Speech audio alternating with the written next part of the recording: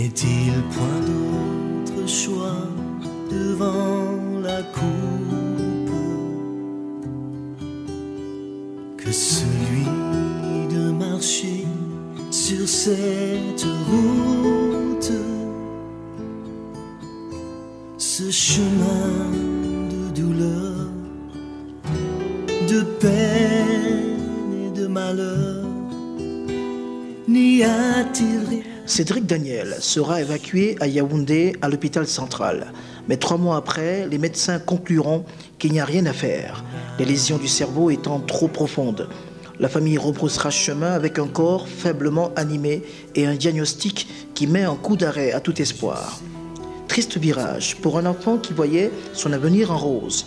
À sa naissance, le 9 mars 1991, ses parents avaient certainement prophétisé le meilleur pour son trajet sur la terre. Bénédiction confirmée par ses exploits scolaires. Au cours moyen 1, il décroche l'accès en 6e au lycée classique de Bafoussam et le CEPE. En 2002, il venait d'être brillamment admis en 4e avec plus de 16 de moyenne et envisageait même d'affronter le BEPC par anticipation. Un génie stoppé net par le sort et qui vit depuis 4 ans à la maison de ses parents une indescriptible expérience entre la vie et la mort.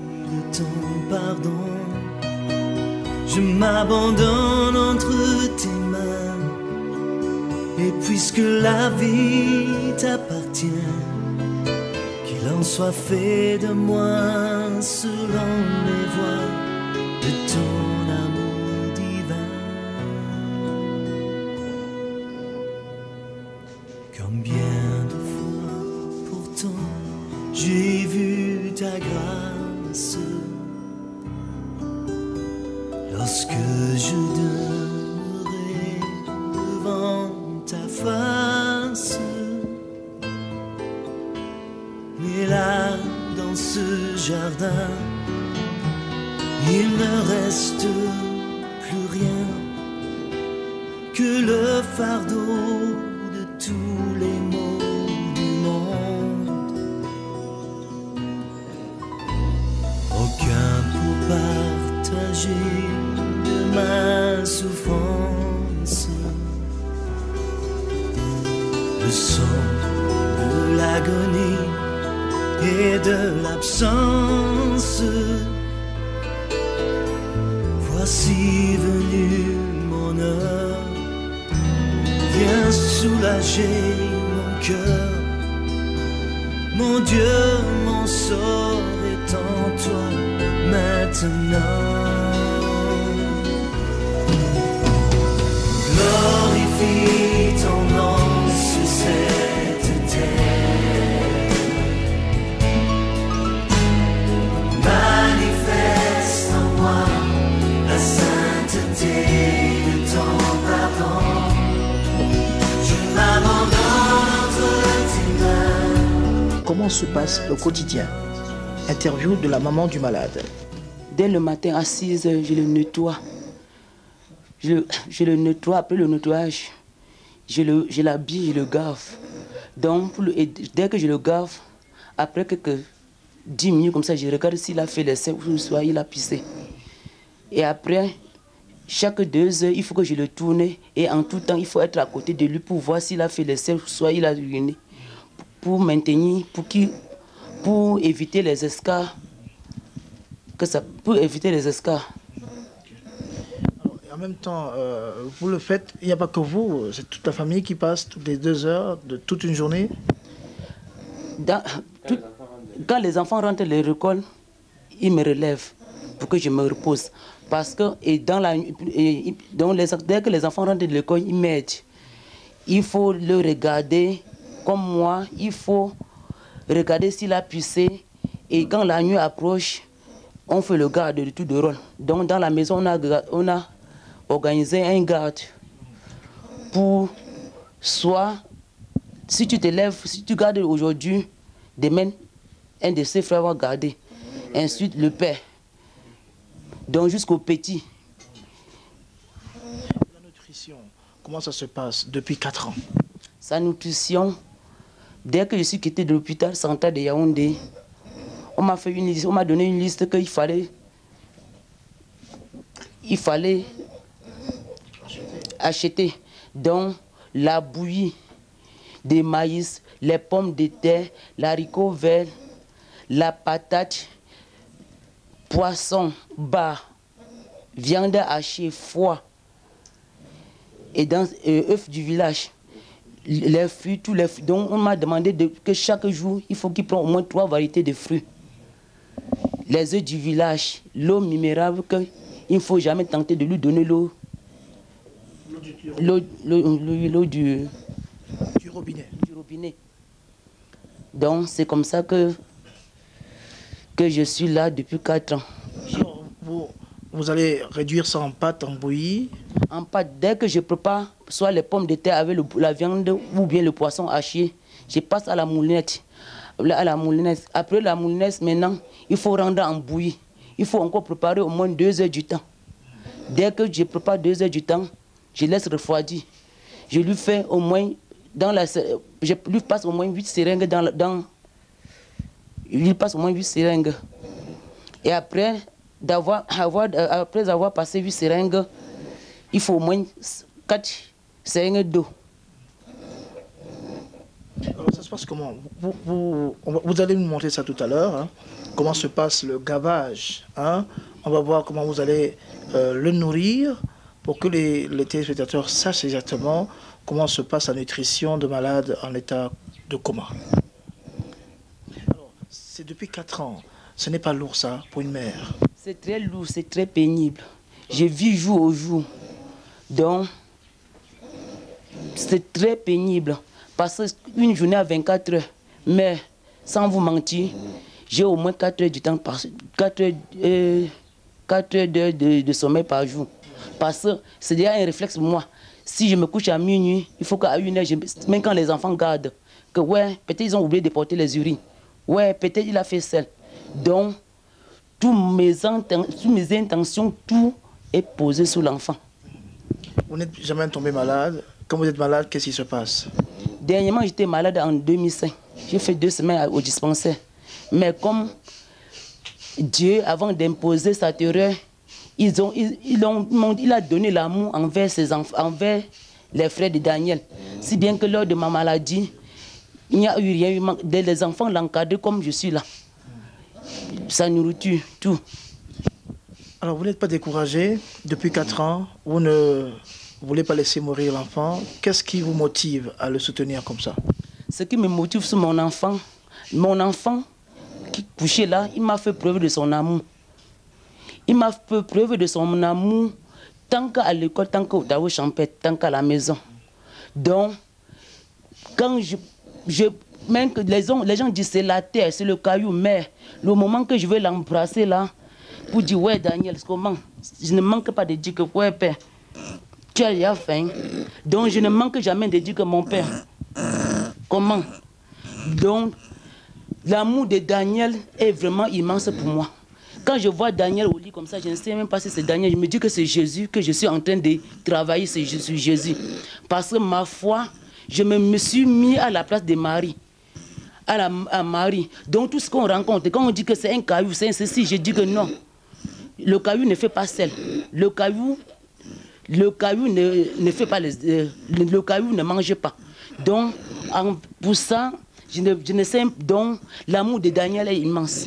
Je me dis qu'au lit comme ça, c'est Jésus. Que je suis en train de faire vraiment le travail de bon Dieu.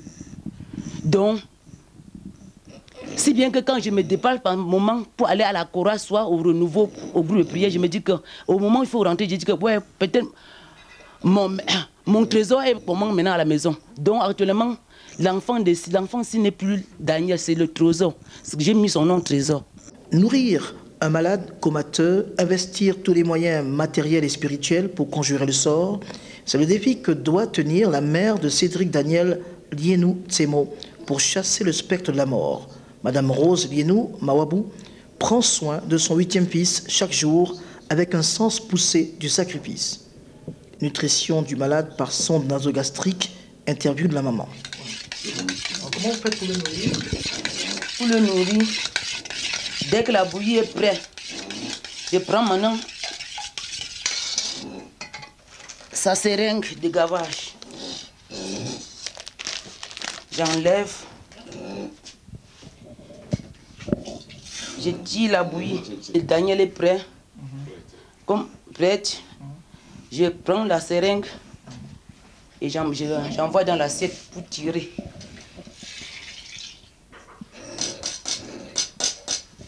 Doucement. Et je pousse doucement.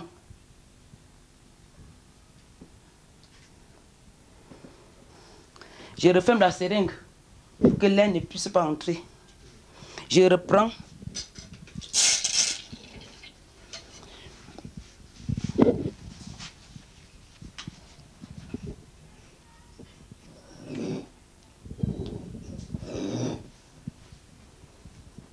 Je pousse doucement.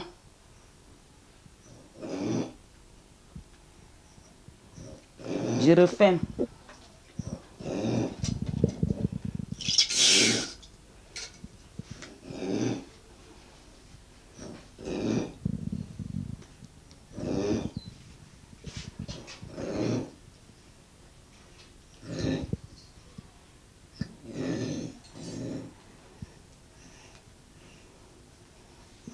Je continue.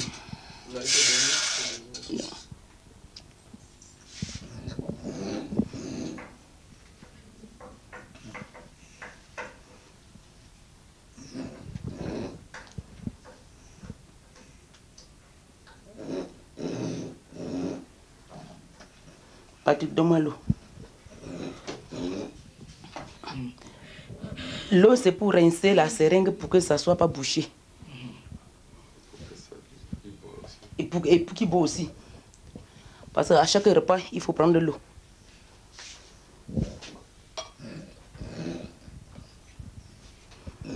Je continue.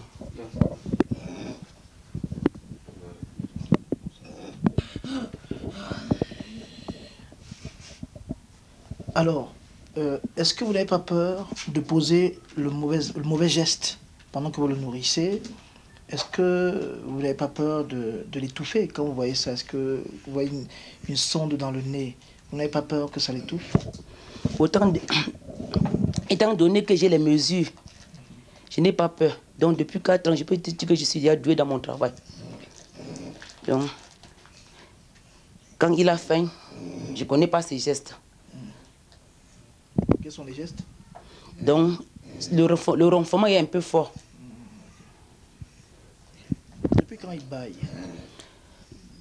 Depuis qu'on est rentré de Yaoundé. Parce que quand on quittait de Yaoundé, il n'ouvrait même pas les yeux. Et actuellement, il baille. Tout à l'heure, vous avez vu, il a au moins baillé 3 fois. Et il bouge un peu la main, un peu les pieds. Et donc il y a eu un léger changement.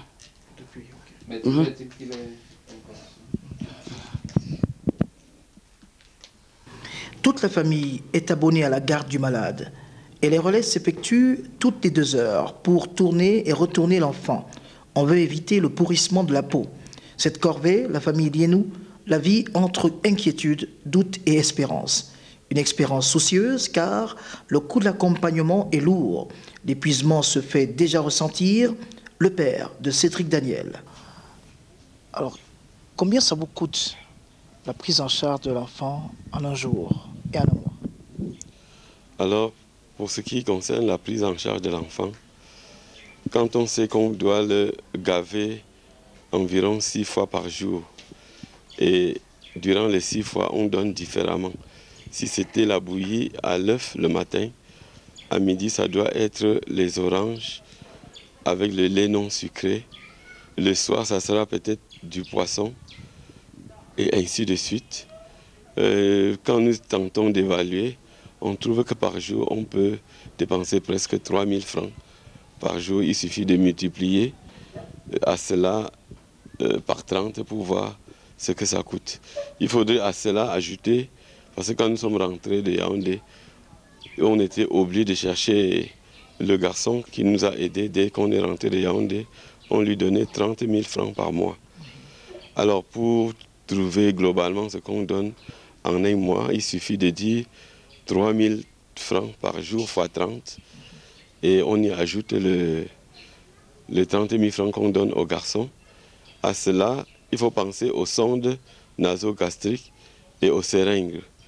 Et à l'eau Tanguy qui prend régulièrement au moins une bouteille par jour. Tout ça, pour un instituteur, c'est beaucoup. Vraiment, c'est beaucoup, si bien que je me demande si effectivement c'est un travail que je le fais par mon salaire. Oui, par mon salaire. Aussi, il y a eu beaucoup des amis et surtout, comme à la mission catholique, j'ai fait le groupe de prière. Ces différents groupes de prière dans la ville sont venus en aide, beaucoup, très nombreux. Et c'est ainsi que même quand j'étais à Yaoundé, les amis ont beaucoup intervenu. À moi seul, je ne pouvais pas. Et avant que l'enfant ait eu cet accident, j'avais même pris un crédit à la MC de Bayangam pour une fin autre. Mais finalement, c'est la maladie de l'enfant qui a absorbé cet argent qui était autour de 2 millions. Maintenant, nous sommes à la 4e année et vous n'êtes toujours pas rassuré de ce qui va arriver. Vous croyez en Dieu, certes. Alors, ça se passe comment? Vous avez des prévisions sur comment le gérer d'ici à la fin de l'année? Comme prévision, je me jette à Dieu. Puisqu'on dit à chaque jour suffit sa peine. Depuis 4 ans, je crois que c'est cela qui prévaut jusqu'aujourd'hui. Et en réalité, ici, à ce moment où on est presque à genoux, nous pensons que lancer un appel au président de la République pour aider cette famille. Et surtout, nous voudrions que le président de la République, son Excellence Paul Biya, nous aide à ce que l'affaire qui est au tribunal trouve une fin assez heureuse pour que nous jouissons. Nous voulons lancer également un appel à la première dame, Chantal Biya, afin qu'à travers sa fondation, elle nous aide à avoir un équipement assez viable pour l'entretien de l'enfant. Car jusqu'à présent, nous avons des moyens très limités pour le faire. Nous pensons à elle pour avoir ces équipements. Nous pensons à elle pour avoir les moyens qui nous permettent de chercher un médecin qui peut faire vraiment son travail. Parce que l'infirmier qui vient, on peut dire qu'il aide seulement la famille. Mais quand il aide la famille, nous sentons aussi que, comme cet infirmier et les autres, on sent que la fatigue est là. Après 4 ans, vraiment, c'est long. Quels sont vos besoins? Par rapport aux besoins de Daniel, il a besoin vraiment d'un lit adapté au comateux. On a besoin d'un kinésiste qui peut le suivre et du matériel que ce kinésiste, thérapeute, peut venir utiliser. Et c'est ainsi que quand nous lançons l'appel à tous les âmes de bonne volonté, nous pensons à tous les ONG nationales ou internationales qui peuvent nous aider sur tous les points, soit sur ces matériels, soit pour nous aider dans le plan financement, pour qu'en rencontrant un docteur, n'importe qui va venir travailler sans trop de peine lui-même. Si Vous voulez également essayer de voir si c'est possible que cet enfant revienne, c'est ça? Oui, depuis 4 ans, on ne sait pas comment est son état. Si on avait les moyens, il fallait encore le transporter pour qu'on puisse revoir de nouveau, lui faire un examen avec le scanner pour déterminer l'évolution de son mal. Oui. L'instituteur directeur de l'école publique de Bamenzi 1 à 2 et son épouse, elle-même maîtresse de la maternelle, sont financièrement à bout de souffle. Fort heureusement, ils ne sont pas abandonnés dans leur peine. Des partenaires se manifestent de partout pour porter le fardeau. Au quartier Bamenzi, à quelques mètres du stade municipal, il y a encore des âmes charitables pour les soutenir, même si à la vérité, beaucoup de voisins ont fini par baisser les bras. Parmi les fidèles, citons Emmanuel Tidjo, menuisier et berger du groupe de prière du renouveau charismatique de la paroisse Saint-Paul de Bamenzi. Emmanuel Tidjo, vous êtes bienfaiteur. Qu'avez-vous fait depuis? Êtes-vous encore disposé à aider la famille? Oui, disposé à aider la famille, je le fais toujours tant que les moyens me permettent. Et je ne cesse de le porter en prière avec tous les groupes de prière dont je fais partie. Et surtout, nous portons les parents et toute la famille en prière parce que c'est à eux, c'est eux qui tiennent tellement vraiment le poids, la charge de ce Daniel Lienou qui est couché depuis 4 ans. Est-ce que vous n'êtes pas découragé? À un certain moment, on a ressenti le découragement, mais nous nous sommes dit que, mais en tant que des hommes de prière, pourquoi nous décourager? Finalement, nous avons confié cette affaire à Dieu et c'est lui qui est en train de savoir ce qu'il voudra, ce qu'il veut nous montrer pour ce problème de Daniel.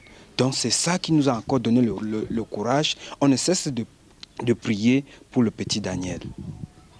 En attendant, l'optimisme est entretenu par le soutien d'un infirmier assistant en service à l'hôpital provincial de l'Ouest à Bafoussam. Emmanuel Taoué vient bénévolement changer la sonde nasogastrique toutes les 2 semaines. Je mets d'abord les gants et j'applique l'huile de paraffine sur la sonde et j'introduis la sonde à l'intérieur de la narine par laquelle je vais passer la sonde et je guide la sonde jusqu'au niveau de la gorge et j'essaie de manipuler à ma manière pour que ça descende plutôt dans l'estomac, dans l'œsophage et non dans la trachée artère. Oui. Étant donné que l'enfant est dans un état comateux. Alors, vous le faites toutes les 2 semaines. Quand vous n'êtes pas là, d'autres personnes le font dans la famille. Est-ce que vous n'avez pas peur que ça ne passe pas par là? Est-ce que vous n'avez pas peur que ça ne passe pas par l'estomac, que ça aille ailleurs? Il est arrivé une fois où les parents ont tenté de lui placer cette sonde à tâtons, parce que j'étais hospitalisé et je n'avais pas la possibilité de venir le faire. C'est bien passé? Ça s'est bien passé. Je dis bien qu'ils ont réussi à tâtons. Vous le faites bénévolement depuis quelque temps ou est-ce que vous exigez qu'on vous paye? C'est votre contribution? Non, je ne le fais pas dans un but lucratif. Ça, c'est juste, je leur donne juste l'aide. C'est bénévole. C'est un acte bénévole. Quand vous venez ici, vous venez dans l'espoir qu'un jour vous le verrez debout? L'enfant, enfin, je n'avais pas l'espoir que l'enfant deviendrait valide, mais je le faisais dans le but d'aider ses parents. Oui. Alors, quand vous voyez Daniel, avez-vous l'impression que ça a changé, qu'il y a une amélioration? Oui, j'ai l'impression que c'est en train de changer. Par rapport au début, il y a le développement psychomoteur qui s'est amélioré. Il a augmenté de taille. Il y a des réflexes qui prouvent que l'enfant est en état d'amélioration et qu'il faudrait qu'on lui fasse un examen de scanner pour réévaluer l'atteinte cérébrale. Autrement dit, on peut se poser la question de savoir s'il est encore dans le coma. Bien sûr, il est encore dans le coma. Il ne parle pas, il n'est pas conscient. Mais il faudrait que le spécialiste réévalue à partir des examens du scanner pour voir ce qu'il y a lieu de faire pour la suite du traitement. Nous sommes sur la route nationale numéro 4, Bafoussam-Yaoundé, au lieu dit mission catholique de Bayangam. C'est ici que le 18 août 2002, un car de l'agence Binam Voyage, en provenance de Yaoundé, a vu son rétroviseur côté droit percuter violemment le jeune Cédric Daniel Lienou Tsemo. Le garçon de 11 ans a immédiatement plongé dans un coma interminable. Son grand frère, Aymar Joseph Lienou, s'en souvient. Qu'est-ce qui s'est passé ce jour-là? Bon, il était environ 8h40 et nous rendions à l'église. Subitement, j'ai compris un grand vacarme, pouf. Et dès que je me suis retenu, j'ai retrouvé mon frère tombé et qui saignait déjà. Et dès qu'il est tombé, le chauffeur s'est arrêté à 60 mètres environ et il est venu, moi je l'ai transporté. Puisqu'il y avait un chauffeur qui passait, on a stoppé ce chauffeur et on l'a déposé dans la voiture et nous sommes immédiatement allés à l'hôpital de Bangoua, puisque Bangoua était plus proche de Bayangam que Bafoussam. Alors, il se peut que vous avez été averti par le petit bien avant que c'était dangereux d'être dans ce sens de la route. Oui, il nous a averti depuis quand nous étions aux environs 80 mètres en arrière, aux environs de la ferme. Bon, puisque on sait que ça c'est un axe de lourd et les voitures passent ici en pleine vitesse. Mais avant ça, nous avons emprunté la route du quartier pour arriver à l'église. Et devant, on a trouvé, à côté du pont, il y avait une embouchure qu'on ne pouvait pas traverser. Et nous avons été obligés de rentrer pour passer par le gazon. Et en fait, c'est l'accident qui s'est posé. Immédiatement, lorsque vous avez eu le corps pratiquement inerte. Quand j'ai vu le corps de mon petit frère inerte, je n'en revenais pas. Je ne savais plus que j'avais les pieds sur terre. Donc j'étais devenu, je ne sais pas, bouleversé, j'étais perplexe. Et directement, puisque nous étions 4, mon cousin, il est allé allaiter la mère dans la concession familiale. Et mon petit frère et moi, nous sommes allés à Bangoua avec lui, avec la victime. Et vous avez appris qu'il était dans le coma? Oui. Dès qu'il est tombé, même quand j'ai mis ma main sur son cœur, j'ai su qu'il battait, ça battait, mais il ne parlait plus. Il avait fermé les yeux, donc c'est seulement son cœur qui battait. Ses camarades de l'école, on sait il avait 11 ans, il allait en 4e, c'est ça? Il allait en 4e et c'était même un élève très intelligent, puisqu'il passait en classe supérieure avec 16 de moyenne. Et à la rentrée, ses camarades sont venus à la maison, ils nous ont demandé pourquoi est-ce que leur ami n'est pas là. Bon, on leur a dit qu'on a eu un accident. Et par la suite, quand les parents sont venus à Bafoussam, ils sont venus dans la concession familiale à Bafoussam pour le saluer. Et puisque la vie t'appartient, qu'il en soit fait de moi selon